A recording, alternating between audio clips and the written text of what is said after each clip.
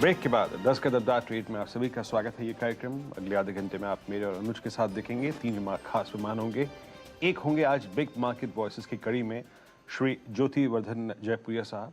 उनसे करेंगे एक बड़ी बातचीत और टेक्निकल प्रोस्पेक्टिव से बाजार की प्लेसमेंट पर बातचीत करने के लिए हमारे साथ 2 मेहमान हैं। कोटक सिक्योरिटीज के श्रीकांत चौहान और गौरव बिस्सा। गौरव, गुड मॉर्निंग। कार्यक्रम में स्वागत है। और समृद्धि का प्रतीक, the index of prosperity Nifty आज 17,500 के ऊपर और दिवाली के नजदीक इसके ऊपर जाना और अगर आप देखें थोड़ा सा माहौल को खुशनुमा बनाता है।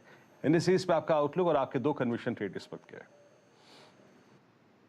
Good morning. देखिए, अगर आप ओवरऑल स्ट्रक्चर देखें निफ्टी का तो काफी एक अच्छी कैप ओपनिंग हुई है जो इसके प्रीवियस लेवल से 17,410 से 17,440 के कंसिस्टेंटली उसके ऊपर ट्रेड कर रहा है और फॉलो बाइंग में नजर आ रही है। तो आज अगर 17,450 के ऊपर क्लोजिंग अगर आती है तो मैं समझता हूँ एक अच्छा ट्रेड आपको देखने मिल सकता है टुवर्ड्स 17,700 17,750।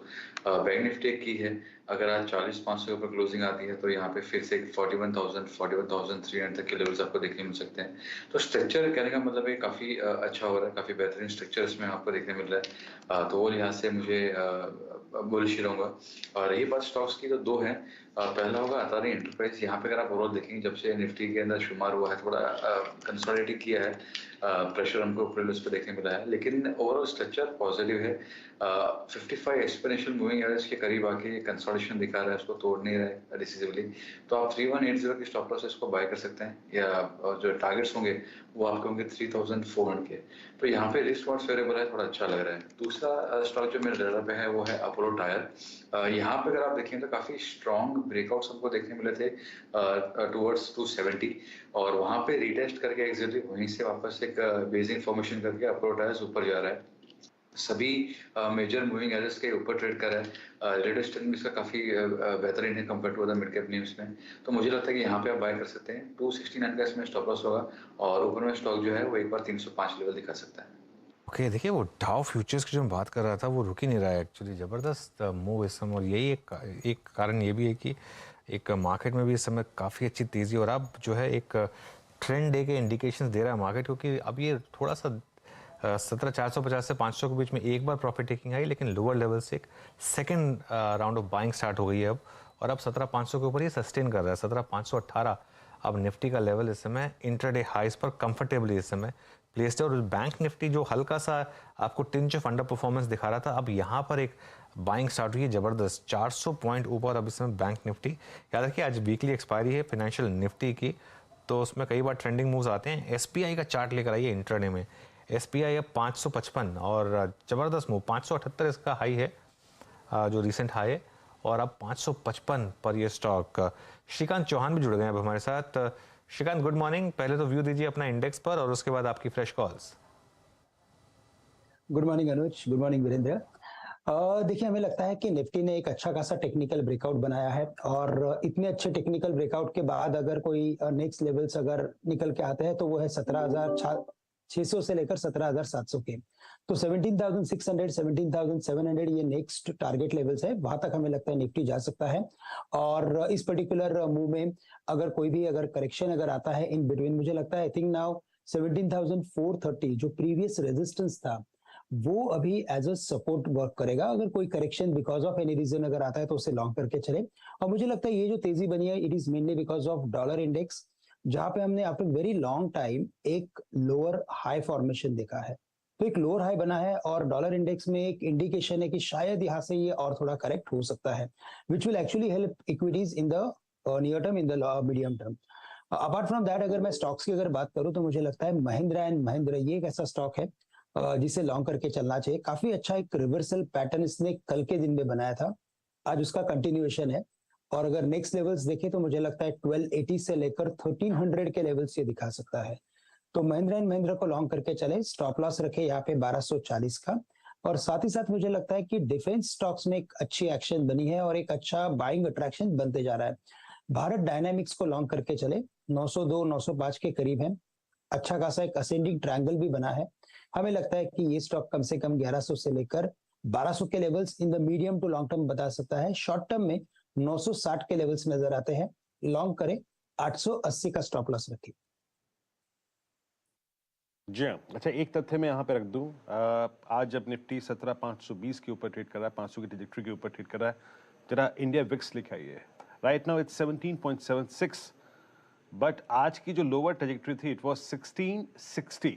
दैट मीन्स अगर आप जाएं और रीड करें, आई मीन इस पूरे वॉर जोन को भी, और वो 3 जो ट्रबल्ड मंथ थे जून के, उस दौर की जो लोवेस्ट ट्रेजेक्टरी थी वो मोर और लेस यही थी, 1660 1650। उस ट्रेजेक्टरी को भी आज छू के आया है इंडिया विक्स, हालांकि अभी करीब करीब 1775 पर आके ट्रेड करता हुआ।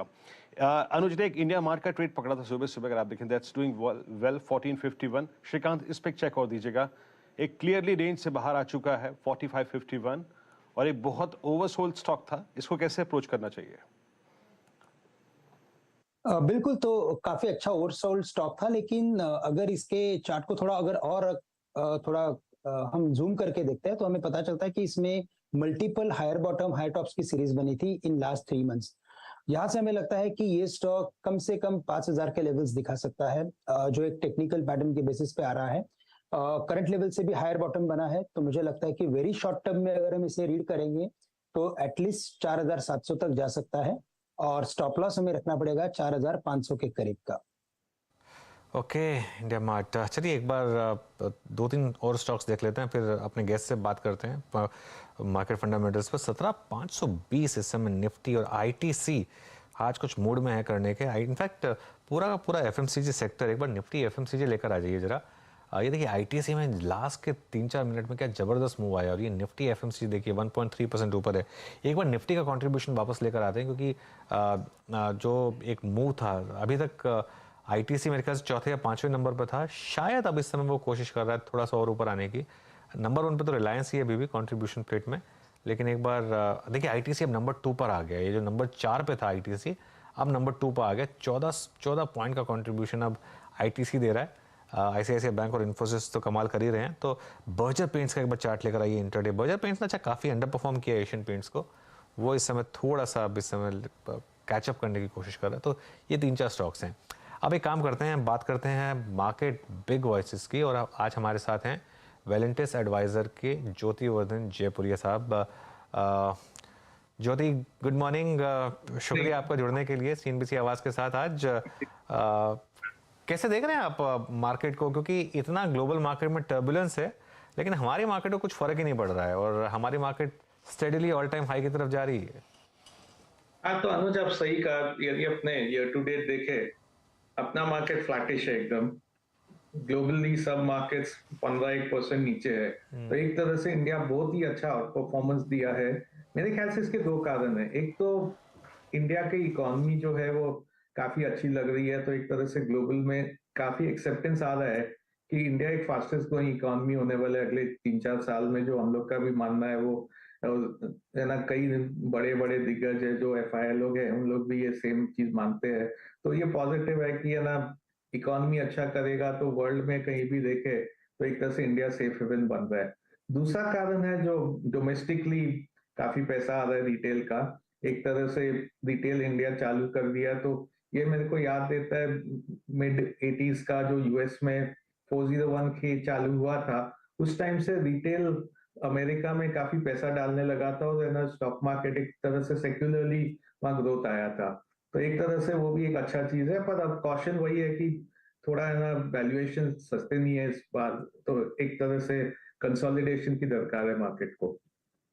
कंसोलिडेशन की दरकार है मार्केट को इस समय ज्योति, लेकिन मार्केट में इशू क्या है कि कंसोलिडेशन नहीं आता, या तो सीधा 10% ऊपर या सीधा 10% नीचे मार्केट उस तरीके से मूव करता है। लेकिन एक वैल्यूएशन वाइज इस समय मार्केट कहाँ प्लेस्ड है, क्योंकि एक इंडियन मार्केट का जो प्रीमियम है वो ज़बरदस्त है इस समय, ऑल टाइम हाई पर है कंपेयर टू पेयर्स। लेकिन फिर वही बात है कि इंडियन मार्केट आउट परफॉर्म भी कर रहे हैं, तो शायद वो जस्टिफाइड भी है। तो कैसे आप इसको अप्रोच करेंगे? हाँ, तो एक आपका वो आपने कहा कि ये ना कंसोलिडेट नहीं होता है, पर एक तरह से अपने थोड़ा लॉन्गर टर्म फ्रेम देखे तो ये पूरे साल में मार्केट कंसोलिडेट हो रहा है। ऊपर नीचे काफी ज्यादा है, 10% ऊपर 10% नीचे, पर एंड में 9.5 महीने हो गए और मार्केट एक तरह से जीरो रिटर्न दे रहा है। तो इसका लार्जली कारण वही है कि ग्लोब को अपने थोड़ा एक तरह से संभालिए। तो अपने वैल्यूएशन देखे तो मार्केट हिस्टोरिक कॉन्टेक्स्ट में महंगा है। पर उससे ज्यादा महंगा क्या हो गया है कि ये इमर्जिंग मार्केट कॉन्टेक्स्ट में हो गया है। एक तरह से अपने इमर्जिंग मार्केट देखे तो अपना पी प्रीमियम 100% से ज्यादा है। और ये ना हरदम इंडिया पी प्रीमियम पे ट्रेड होता है इमर्जिंग मार्केट से, क्योंकि अपनी इकोनॉमी में आरओईज अच्छे हैं, काफी डाइवर्स सेक्टर है, पर ये एवरेज पी प्रीमियम 50% होता है, तो अभी 100% हो गया है। तो एक तरह से यही एक दिक्कत आती है कई एसेट एलोकेटर को कि इंडिया में और पैसा डालना है पर 100% प्रीमियम में थोड़ा है ना डालने का मन नहीं होता है। तो एक तरह से ये कैचअप ट्रेड शायद बाकी इमर्जिंग मार्केट्स का आ सकता है, थोड़ा रिस्क ऑन हुआ तो हो सकता है इंडिया ऊपर जाएगा, पर बाकी मार्केट्स थोड़ा और ज्यादा ऊपर जाएगा और एक तरह से ये प्रीमियम थोड़ा श्रिंक हो जाएगा। अच्छा ज्योति वर्धन सर, लास्ट टाइम भी मेरे ख्याल से पिछले 6 महीने में मैंने आपसे जब बात की है, आप इस मंच पे आए हुए उन मेहमानों में से हैं जिनका बहुत स्ट्रॉन्ग कन्विक्शन था बैंक्स पर। और आज भी हम जब बात कर रहे हैं आपसे, एक्सिस बैंक इस दौर की हाईएस्ट ट्रजेक्टरी पे, SBI at all time high, ICICI bank, federal bank, in fact PSU banking basket बहुत, अगर आप देखें, वाइल्ड तरीके से कंट्रीब्यूट कर रही है। एंड फ्रैंकली स्पीकिंग सर, इस बार बैंक निफ्टी की धुरी पर यह बाजार यहां तक आया है, उसका कॉन्फिडेंस एक रत्ती कम नहीं हुआ। सर बैंक्स पे आपकी व्यू क्या है? कंटिन्यू टू होल्ड या फिर बुक सम प्रॉफिट्स? आपकी अप्रोच क्या रहेगी बैंक्स पर अब? तो जैसे आपने सही कहा, हम लोग बैंक्स पे काफी पॉजिटिव रहे बिगिनिंग ऑफ द ईयर से, और अभी भी पॉजिटिव है हम लोग बैंक्स पे। इसके 3 कारण है जो मैंने पहले भी जिक्र किया था। एक तो हम लोग का जब बैंक्स देखते हैं तो हम लोग है ना कॉर्पोरेट बैंक और रिटेल बैंक देखते हैं। सब लोग है ना पब्लिक सेक्टर प्राइवेट सेक्टर बोलते हैं, हम लोग के लिए कॉर्पोरेट और रिटेल बैंक है। और हम लोग का था कि रिटेल बैंक बहुत अच्छे किए लास्ट 3-4 साल में, पर अब कॉर्पोरेट बैंक की बारी आ गई है, तो कॉर्पोरेट बैंक अच्छा करेगा क्योंकि ये सब जगह बुक्स के क्लीन अप हो चुके हैं। एनपीएल प्रोविजनिंग काफी ज्यादा थे, अब यहाँ से अगले 2-3 साल में एनपीएल प्रोविजनिंग काफी कम रहेंगे। और वो थीम है ना कंटिन्यू होने वाला है। ये क्वार्टरली रिजल्ट्स में भी अपने को देखने को मिलेगा कि एनपीएल प्रोविजनिंग कम है, इसलिए प्रॉफिट ग्रोथ ज्यादा है। दूसरा है कि है ना क्रेडिट ग्रोथ पिकअप हो गया है। अभी अपने क्रेडिट ग्रोथ देखे तो 15.5-16% पे चल रहा है, जो बैंक्स के लिए बहुत पॉजिटिव है क्योंकि उनके टॉप लाइन पे वही ड्राइव करता है। तीसरा, अपने बैंक मार्जिन देखे तो राइजिंग इंटरेस्ट रेट एनवायरनमेंट में बैंक के मार्जिन बढ़ जाते हैं, क्योंकि ना डिपॉजिट रिप्राइस होने में टाइम लगता है, लोन जल्दी से रिप्राइस हो जाते हैं। तो उसी ये 3 कारण के लिए हम लोग बैंक्स पे पॉजिटिव थे और अभी भी पॉजिटिव है। मेरे ख्याल से ये एक आउट परफॉर्मिंग सेक्टर है जो सबको ध्यान में रखना चाहिए। ओके, एक बार जरा डॉलर रुपये लेकर आइए वापस। 82 ब्रीच करने वाले हैं अब हम इस साइड, और इस बार स्ट्रेंथ की साइड पर 82.03 इस समय डॉलर रुपये का रेट है। ज्योति जी, एक ये इसलिए नहीं पूछ रहा हूँ कि डॉलर रुपये की बात हो रही है, लेकिन इन जनरल आईटी पर अब क्या व्यू है? क्योंकि यहाँ पर एक थोड़ा सा स्ट्रीट डिवाइडेड है कि जितनी करेक्शन होनी थी वो हो चुकी है कि नहीं हो चुकी है, और क्या वैल्यूएशन में अभी भी और गिरावट आनी चाहिए यहाँ से। आप सिलेक्टिवली बाय कर रहे हैं आईटी स्टॉक्स इस समय, या इसको अवॉइड कर रहे हैं? तो अनुज जी, हम लोग अवॉइड कर रहे हैं। हम लोग का ना लास्ट 6-8 महीना से यही थीम था कि बाय लोकल अवॉइड ग्लोबल, क्योंकि दिक्कत ज्यादा है ना यूएस में है, यूरोप में है। यूएस में मेरा मानना है कि एक माइल्ड रिसेशन अगले साल आ ही जाएगा। यूरोप में माइल्ड नहीं, काफी सीवियर रिसेशन हो सकता है। तो जितने भी ग्लोबल चीज है जहाँ पे ना एस्टिमेट करना कितना इम्पैक्ट आएगा इंडियन कंपनीज को एकदम मुश्किल होता है। अपने थोड़ा है ना कंजर्वेटिव रहते हैं और इम्पैक्ट ज्यादा हो जाता है। तो इसीलिए हम लोग आईटी और कोई भी एक्सपोर्ट ओरिएंटेड कंपनी है उसको अवॉइड करके जो ज्यादा डोमेस्टिक ओरिएंटेड है उसको कर रहे हैं। तो अभी सॉफ्टवेयर पे 2 चीज है, एक तो अंडर परफॉर्म कर चुका है तो उस हिसाब से थोड़ा है ना वैल्यूएशन सस्ता हो गया है, पर अभी भी मेरे हिसाब से अर्निंग्स अनसर्टेनिटी काफी है, तो कोई जल्दी नहीं है इसको खरीदने की। दूसरे, कई बार लोग जिक्र करते हैं कि रूपी वीकेंड हो गया तो सॉफ्टवेयर अच्छा करेगा। जो है ना शॉर्ट टर्म में होता है वो एक है कि एक क्वार्टर में ना रुपी का इम्पैक्ट आ जाता है अर्निंग में, पर अपने लॉन्गर टर्म देखे तो कोई फर्क नहीं पड़ता, उससे पास ऑन हो जाता है। जैसे अपने देखे पिछले 7-8 साल 10 साल में रुपी है ना डबल हो गया, 40 का 80 हो गया, पर कोई भी सॉफ्टवेयर कंपनी इसके मार्जिन पे फर्क नहीं पड़ा। मार्जिन तो सब जगह श्रिंक हो गए पिछले 10 साल में। तो इसीलिए सॉफ्टवेयर हम लोग है ना ज्यादा खरीदे नहीं है, हम लोग अंडरवेट ही है। और सर अभी आप लोग ऑटो में क्या कर रहे हैं? ऑटो में हम देख रहे हैं कि वो कंपनियां जिन्होंने ईवी पे काम किया और ईवी पे लीडरशिप ली, I am just putting instance of TVS motors, आज ऑल टाइम हाई पे खड़ा है। M&M अब थोड़ा साइडवेज हो गया है, स्लाइटली विद नेगेटिव बायस। मारुति वहीं पर ही है। टू व्हीलर स्पेस में एक मूव आया है। अब आप ऑटो को कैसे अप्रोच कर रहे हैं सर इस वक्त? अब तो ऑटो पे हम लोग पॉजिटिव हैं। ऑटो पे हम लोग का ज्यादा वेट है सीवी साइकिल के कंपनीज पे। ओईएम्स हो जाए, ऑटो एंसिलरी हो, और क्योंकि सीवी साइकिल अभी चलना चालू है तो 2-3 साल का वहाँ पे तेजी है, तो इसलिए सीवी साइकिल पे हम लोग पॉजिटिव है काफी। वहाँ पे कई कंपनीज हम लोग के पास है। ऑटो एंसिलरीज में दूसरा हम लोग का है कंपनी जो है ना, पैसेंजर व्हीकल को सप्लाई करता है, पर जहाँ पे एक्सपोर्ट कंपोनेंट कम है, तो हम लोग वही ध्यान दे रहे हैं कि जहाँ पे ज्यादा एक्सपोर्ट कंपोनेंट है उसको एक बार अवॉइड कर रहे हैं। ऑटो पे अगर आप देखें, आपने ये ज्योति सर का व्यू सुना। अब एक एक करके देखिए, हमने सारी कड़ी पकड़ी। अभी हमने आईटी की बात करी, बैंक्स की बात करी, ऑटो की बात करी, और एक और स्पेस सर जिस पर शायद थोड़ा सा आपका व्यू चाहूँगा। एक बड़ी M&A एक्टिविटी के थ्रू अगर आप देखें, एक फेज़ के थ्रू ये पूरा का पूरा सीमेंट स्पेस गुजरा। उसके बाद बहुत सारे जो वीक पॉकेट्स हैं वो सेल के लिए खड़े हो जाएं, इस बात की बात हो रही थी। M&A एक्टिविटीज़ और बढ़ें। उसके बीच में अगर आप देखें कुछ प्राइस हाइक के इंस्टेंसेस, और सर डिमांड को देखते हुए अभी एग्जैक्टली देखिए क्या होता है, कभी कभी कोई स्पेस 2 साल में भी उतना मूव नहीं देता जितना कि 3 महीने में दे जाता है। सीमेंट में यही हुआ, 3 महीने में वो मूव मिल गया। सो एज अ इन्वेस्टर क्या करना चाहिए अब आपको सीमेंट में? अभी भी कंटिन्यू अपनी पोजीशंस को होल्ड करें, एक सब्सटेंशियल प्रॉफिट को कैश में कन्वर्ट कर लें? क्या अप्रोच रखनी चाहिए अब सीमेंट में? तो हम लोग सीमेंट पे पॉजिटिव हैं। इसके 2 कारण है। एक तो जो शॉर्ट टर्म कारण है, पिछले 1 साल में इनपुट कॉस्ट प्राइसेस काफी बढ़े थे, तो इसके कारण कॉस्ट पर बैक काफी बढ़ गए थे। तो अपने देखें तो एबिटा पर टन सब सीमेंट कंपनी के ऐसे नीचे है या ना फ्लैटिश है 1 साल में। वो अब चेंज हो रहा है क्योंकि इनपुट कॉस्ट प्रेशर कम हो रहा है, तो इसके कारण एबिटा पर टन बढ़ जाएगा।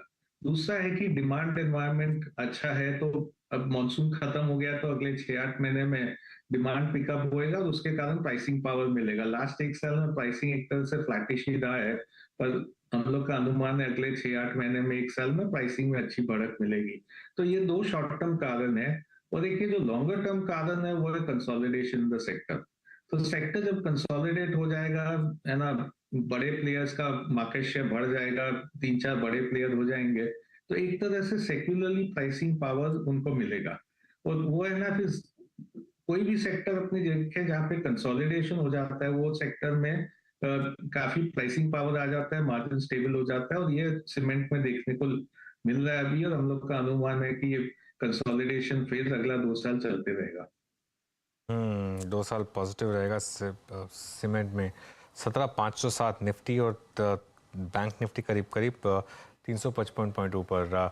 तो ज्योति जी, फिर ब्रॉडर मार्केट में आप कहाँ अपॉर्चुनिटीज ढूंढ रहे हैं इस समय? मिड कैप और स्मॉल कैप में ज़बरदस्त तेज़ी है और कई लोग मान रहे हैं कि ये तेज़ी शायद कंटिन्यू रहेगी। तो कोई खास थीम्स हैं जो आपने आइडेंटिफाई की हो?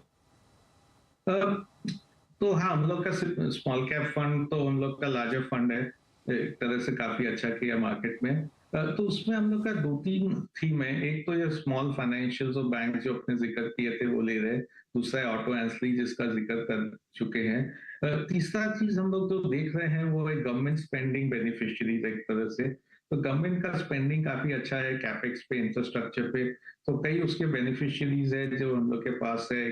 तरह से पाइप्स है, जो स्टील पाइप्स है, वाटर के लिए भी ट्रांसपोर्ट होते हैं, इंफ्रास्ट्रक्चर के लिए ट्रांसपोर्ट होते हैं, वो ले रहे हैं। और एक चौथा चीज जो ले रहे हैं हम लोग, जो थोड़ा सा लॉन्गर टर्म है, कि जो जो कंपनीज को बड़ा इम्पैक्ट आया था इनपुट कॉस्ट प्रेशर से, जैसे सीमेंट एक चीज है, दूसरा बिल्डिंग मटेरियल में सब है, चाहे वो वायर एंड केबल हो, चाहे टाइल्स की कंपनीज हो। इनपुट कॉस्ट प्रेशर बहुत बढ़ गया था लास्ट 6-8 महीने में, उसके कारण मार्जिन नीचे हो गया था। तो अब going forward input cost pressure is होएगा, तो अगले 6 महीना में मार्जिन वापस नॉर्मलाइज हो जाएंगे।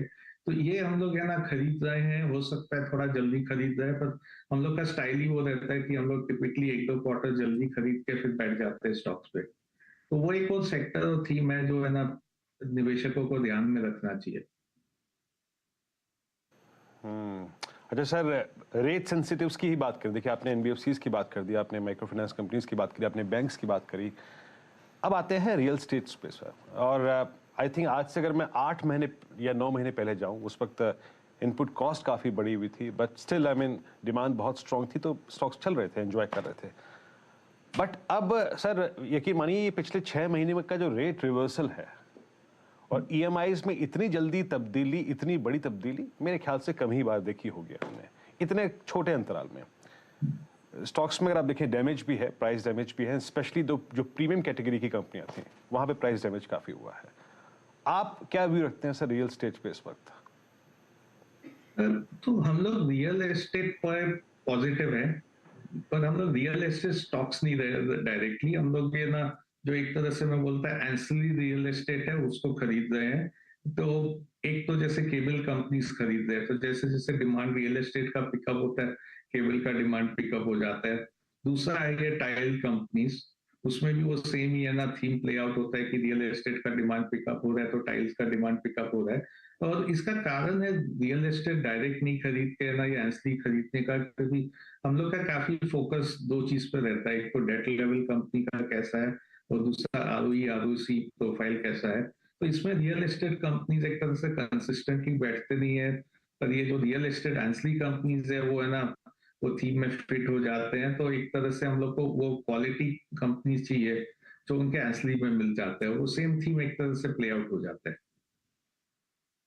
ओके, इस समय 17,506 निफ्टी और एक स्टॉक हनीवेल ऑटोमेशन। एक बार जरा हनीवेल का चार्ट लेकर आइए। इंट्राडे में काफ़ी तेज़ इस समय तेज़ी इसमें स्टॉक में एकदम से मूव हनीवेल ऑटोमेशन में। ये एफ.एन.ओ का स्टॉक है और नॉर्मली इतना इसमें हम इसकी बात नहीं करते क्योंकि 39,000 का स्टॉक है, लेकिन अच्छा खासा मूव इस समय इस स्टॉक में आ रहा है। तो बात हो गई रियल एस्टेट की, बात हो गई एंसिलरी प्लेस की। एक लास्ट सवाल जो मेरी तरफ से उठता है ज्योति, क्योंकि आपने अपने प्रीवियस अवतार में काफ़ी एफआईएस के साथ डील किया है, आप इस समय फंड फ्लो सिचुएशन को कैसे देख रहे हैं? क्योंकि ये पूरी की पूरी मार्केट रैली जो है पूरी की पूरी डोमेस्टिक ओरिएंटेड है। एफआईएस हर लेवल पर सेल कर रहे हैं, एक्सेप्ट फॉर 1 महीने का जो फेज आया था जिसमें थोड़ी बाइंग आई थी। हर लेवल पर सेलिंग आ रही है, लेकिन मार्केट नीचे नहीं कर रहा है क्योंकि डोमेस्टिक लिक्विडिटी इतनी स्ट्रांग है। हाँ, तो वो आपने सही कहा। तो यदि अपने देखे तो एक तरह से एफआईएस पिछले 1 साल में करीब $30 बिलियन का सेलिंग कर दिया है।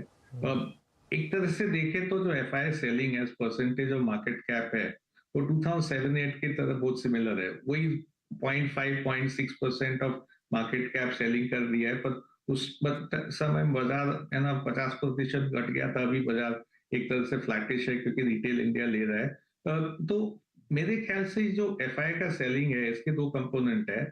एक तो है कि इमर्जिंग मार्केट इन जनरल को सेल ऑफ देखने को मिल रहा है, और जब तक ये डॉलर इंडेक्स पीक नहीं होता है ये एक फिनोमेना कंटिन्यू करेगा।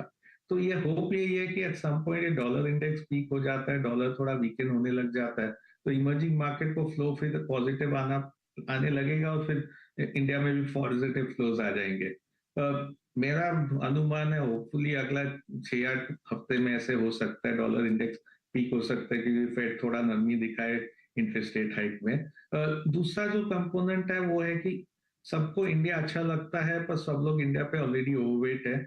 इंडिया का वेट है ना सब इंडाइसिस में काफी बढ़ गया है। तो एक तरह से इंडिया फोर्थ होता था, चाइना, ताइवान, कोरिया के पीछे इंडिया आता था, वह ना इंडिया सेकंड हो गया है और है ना चाइना के पास आ गया। पर ऑलरेडी सब लोग इंडिया से एवरेज में करीब 20% ओवरवेट ऑलरेडी है।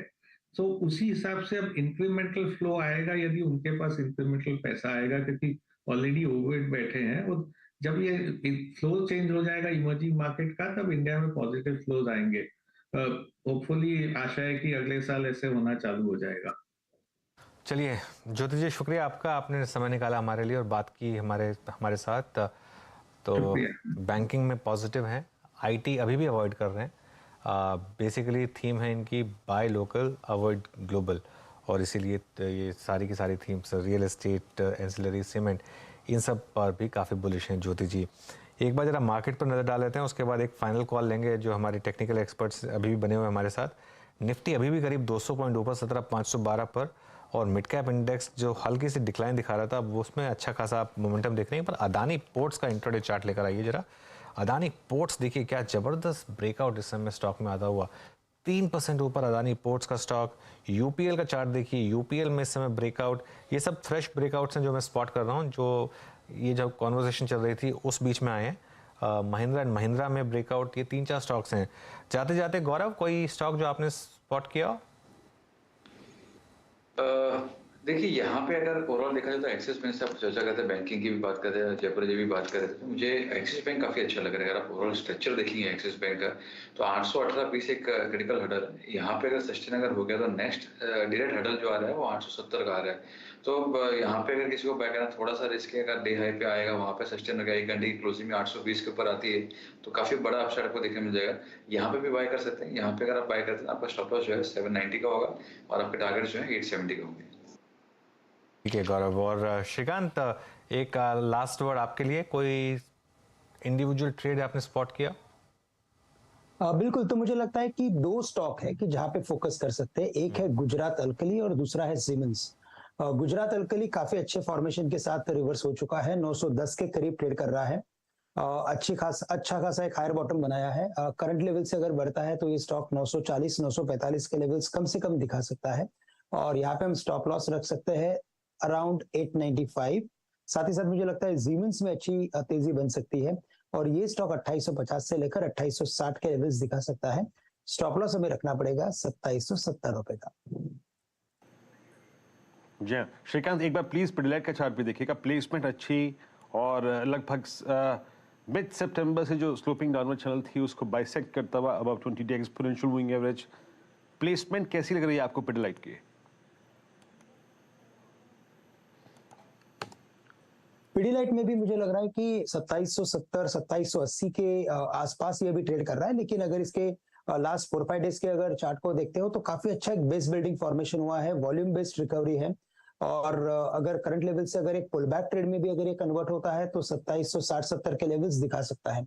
और मोस्ट ऑफ द टाइम मैंने देखा है कि जब मार्केट में एक गिरावट आती है तो जो हाई वैल्यूएशन वाले स्टॉक होते हैं उनमें एक गिरावट आती है, बट जैसे ही मार्केट में ब्रेकआउट पैटर्न बनता है इन सब में शॉर्ट कवरिंग की शुरुआत हो जाती है। तो करंट लेवल से मुझे लगता है कि इसमें और भी शॉर्ट कवरिंग बनेगी, और ये स्टॉक 2760-70 के लेवल्स दिखा सकता है। स्टॉप लॉस यहाँ पे रख सकते हैं हम तकरीबन 2700 के करीब का। ओके, चलिए श्रीकांत, गौरव, शुक्रिया जुड़ने के लिए हमारे साथ। तो इस शो को यहीं समाप्त करेंगे। इस समय मार्केट जो है डेज हाई पर, और दिखा रहा है कि बिल्कुल बुल्स जो है थकने का नाम ले ही नहीं रहे हैं, और हल्की सी एक माइनर ओपनिंग के बाद एक माइनर डिप आई थी, जो कि करीब 17,450 तक आई थी, 17,460 तक आई थी करीब, और वो बाय हुई, और अब देखिए 17,516। बैंक निफ्टी 400 पॉइंट ऊपर, 1% ऊपर बैंक निफ्टी, 3.5:1, ऑलमोस्ट 4:1 का एडवांस डिक्लाइन। ज़बरदस्त तेज़ी के साथ शो को ख़त्म करते हैं और चलते हैं नीरज जी के पास। नीरज जी। बिल्कुल अनुज, और अक्टूबर महीने का कमाल है। अब देखिए क्या ज़बरदस्त तेज़ी है, और हम लोगों को ऐसा लग रहा था कि आज माहौल बिल्कुल वैसे, और बैंक निफ्टी को आउट पास कर रहा है। निफ्टी 1.25% की मजबूती के साथ कामकाज कर रहा है, और ये हफ्ता जो है काफ़ी बेहतर जा सकता है। बहुत सारी डिटेल्स हैं, आगे बातचीत करेंगे और आपके सवालों के भी जवाब देंगे, लेकिन शुरुआत करेंगे ट्रेडर्स हॉटलाइन की हेडलाइंस के साथ।